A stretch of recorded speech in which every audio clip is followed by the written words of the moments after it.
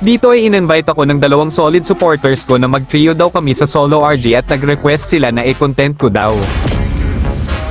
Gusto kasi nila masaksihan kung totoo nga bang malakas ako mag-in o baka puro lang daw classic yung ina-upload ko. At syempre dahil mahal ko yung mga solid supporters ko kaya pinagbigyan ko sila na isama sa content ko at syempre papakitaan natin sila paano ang galawan ng isang top contender in. Medyo mahihirapan nga pala akong dito kasi Popol Jungle yung kalaban ko at alam nyo na naman na lason talaga yan sa laro. Hindi nga agad ako nakapag level 4 dito guys kasi ini-invade ng kalaban yung green farm ko at saka yung magaling naming tank ay kinuha yung maliit na blue buff ko. Ang galing! Ang galing! Kaya medyo delay na ako dito kung ikukumpara sa jungle ng kalaban at wala na tayong magagawa. Kaya focus na lang ako sa pagkuha ng iba pang green farm ko dito para makapag level 4 at makadalaw na sa mga kakampi ko. Sakto naman na nakapag level 4 na ako dito at nakita kong kailangan ng Alucard ng tulong para makauwi ng base kaya pina-teleport ko na.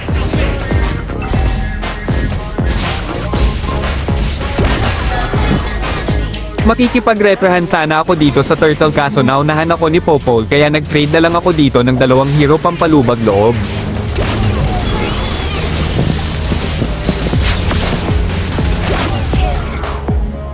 Dito naman ako nag-rotate sa MM namin which is yung kakampi kong supporter ang kaso nabigyan siya dito pero napatay ko naman din yung MM kaya patas lang ang nangyari.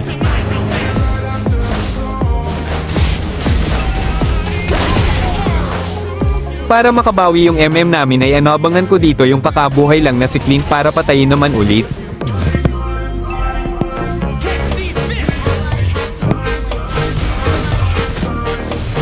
Akala ko nga makakatakas pa siya dito buti na lang naabotan ko pa rin.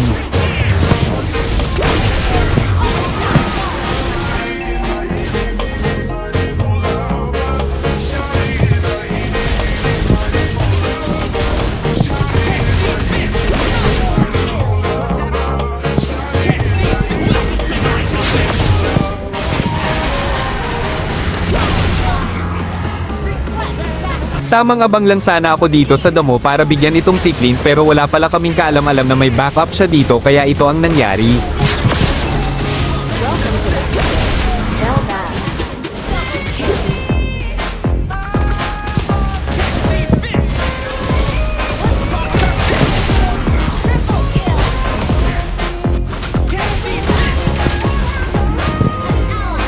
Nakachamba ulit ako dito kay Dracula at may kasama pang Clint.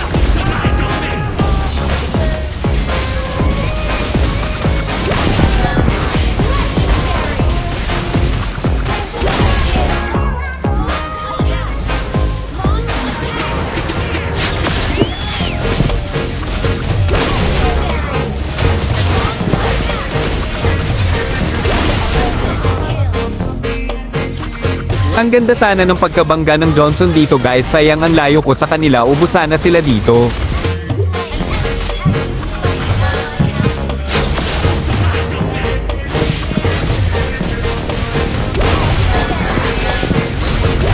Pero kahit nahuli akong ng konti ay naka-double kill naman tayo at muntik pa ako mapatay ni Sicilion, buti na lang ay nailigtas tayo ng